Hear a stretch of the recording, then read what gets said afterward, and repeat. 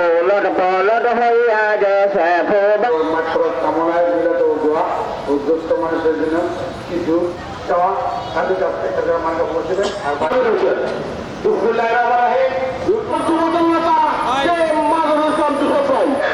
সবাইকে তার পড়িয়ে দেন কিন্তু তাদের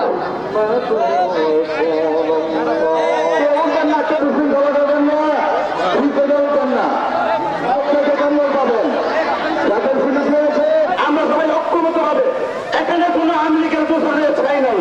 আওয়ামী লীগের আমলে আপনারা যদি ভোট চাইবেন, আবার স্বৈরাচার পতনের পর আপনারা ভোট চাইবেন, যারা যদি এইরকম ডিস্টার্ব করেন আমরা কিন্তু তাদের ছাড় দিব না। বাংলাদেশের ঘোষণার মাধ্যমে যে মুক্তিযুদ্ধ তৎপরবর্তী ৭৭-এ আবারও বাংলাদেশের গণতন্ত্র পুনরুদ্ধার ঠিক তেমনই খালেদা জিয়ার সময় তিনি তার বিভিন্ন সময় সর্বোচ্চ আকর্ষণীয়তা তাকে বিভিন্ন প্রস্তাবনা দেওয়া হয়েছে, কিন্তু তিনি কোথাও যাননি। তিনি রাষ্ট্র জনগণের স্বার্থে তিনি সর্বদা আকর্ষিত গেছেন। মৃত্যুর আগ পর্যন্ত তিনি লড়ে গিয়েছেন, ডিরেক্টে শেষ হয়েছে, কিন্তু তিনি কখনো কারো আপোষ করেননি। তার এই আদর্শ আমাদের কাছে অনুকরণীয়, অনুসরণীয়। এটা আমাদের দেশপ্রেমের একটি উপমা, দেশপ্রেমের একটি উদাহরণ। এটা আমরা ধারণ করব, পালন করব।